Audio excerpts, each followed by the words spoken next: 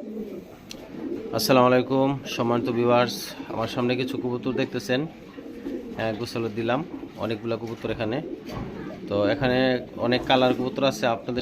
আপনাদের সামনে একটু কালারটা পরিচয় করে দিই। এই যে এটা দেখতেছেন, এটা হচ্ছে ব্লু বার রেসার হোমা, এটা হচ্ছে দেশি, ওইটা হচ্ছে নায়রা নারা কালার, তারপরে এখানে আছে মাক্সি ব্ল্যাক মাক্সি, আছে মিলিবার, আছে চিলা, এখানে আছে হোমা। 6-7টা কালার কবুতর আছে, মূলত যা দুইটাই রেসার হোমা আর হচ্ছে কিছু দেশি। এগুলো আজকে গোসল দিলাম অনেক দিন পর, প্রায় 4 মাস হবে সম্ভবত। এগুলো গোসল দেওয়া হয় না, আজকে দিলাম। কারণ মাঝে মাঝে যদি কবুতর গোসল দেওয়া হয় একটু ভালো থাকে, আর যদি কবুতর গোসল না দেওয়া হয় তাহলে কবুতর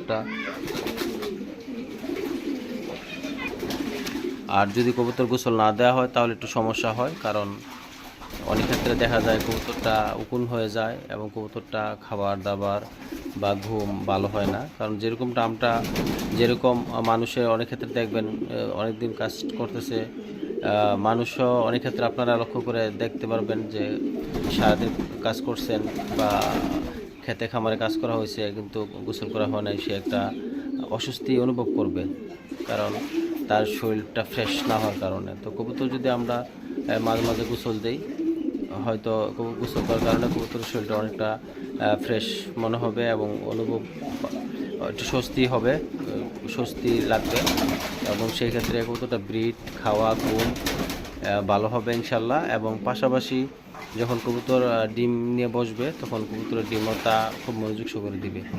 আর যদি গোসল আপনি না দেন, তো যখন ডিমে মনোযোগ সহকারে বসার কথা, যখন ওই যে খুশুমুশু করে কবুতরের ভিতরে পোকা থাকার কারণে একটু শরীরটা একটু করে নাড়াচাড়া দেয়, তো ওই ক্ষেত্রে হয়তো ডিম লাড়া পড়তে পারে। আর যদি ডিম লাড়া পড়ে বা ডিমটা নড়ে যায় তাহলে ওই ক্ষেত্রে ডিম যে 3 থেকে 4 দিনের মাথায় যে হালকা একটা ব্লাড একটা শিকড়ের নেয়, হ্যাঁ, এটা দেখা যায় একটা উপশাখা, ওইটা নষ্ট হয়ে যাওয়ার সম্ভাবনা অনেক বেশি থাকে।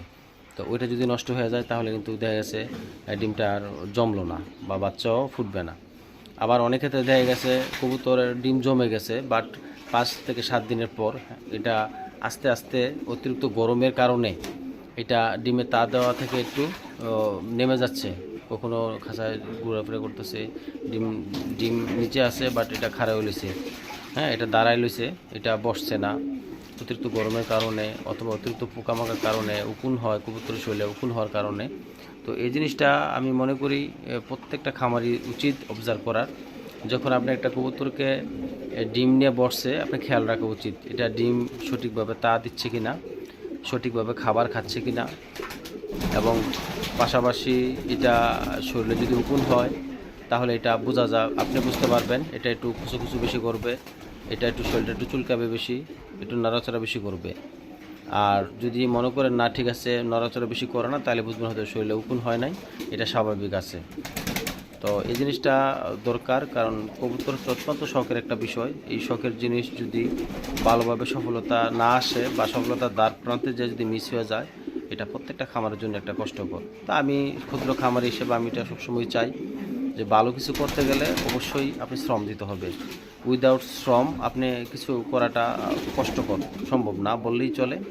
তো আমি চাই আপনারা শখের কবুতরটাকে খুব যত্নের সহিত পালবেন, খুব ভালোভাবে এটাকে টেক কেয়ার করবেন এবং রেসপন্স ভালো পাবেন। আর যদি খেয়াল না করেন, যত্ন না নেন, সুবিধা অসুবিধা না দেখেন, তাহলে হয়তো দেখা গেছে আপনি কবুতর খাঁচায় রাখছেন কিন্তু খাবার দিচ্ছেন শেষ, এই পর্যন্তই, কিন্তু আপনি এখান থেকে ভালো কিছু আশা করা সম্ভব না। তো অবশ্যই চেষ্টা করবেন কবুতরকে সঠিক যত্ন নেওয়ার জন্য, এবং খাবার আপনার যে খাবারটা দেন, যে আমি কিন্তু গ্রিড সেল করি, যদি আপনারা বেশি অনেক লাগে গ্রিড, হয়তো আমাকে নক দিতে পারবেন। আমরা যে গ্রিডটা দিই সেই গ্রিডটা হচ্ছে একদম শুকনা। এই শুকনা গ্রিডটা খাওয়ালে কবুতরের ফাঙ্গাস ব্যাকটেরিয়া থেকে সেফ থাকে।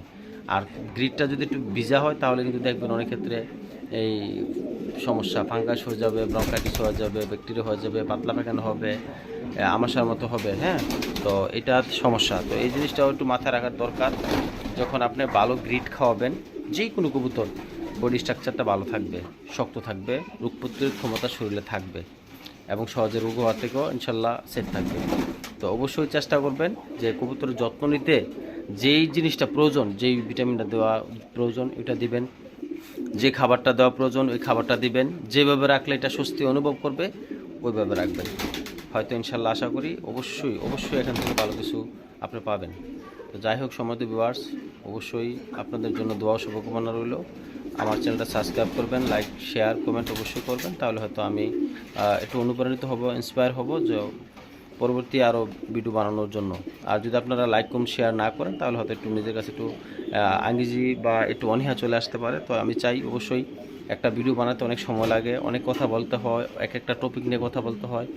তো এক একটা বিষয় নিয়ে যখন আমি আপনাদের সামনে বুঝাই, তো এখানে অবশ্যই আমার একটা লাভ আছে, সেটা হচ্ছে আমাদের যদি আপনার উপকার হয়, আপনার উপকারটা হয়তো ভালো কাজের অন্তর্ভুক্ত হয়ে গেল। আর আমাদের যদি আপনার ক্ষতি হয় তাহলে এই কাজটা না করে আমার জন্য উত্তম। তো যাই হোক সম্মানিত ভিউয়ার্স, সবার জন্য দোয়া শুভকামনা। জাযাকাল্লাহ খায়ের।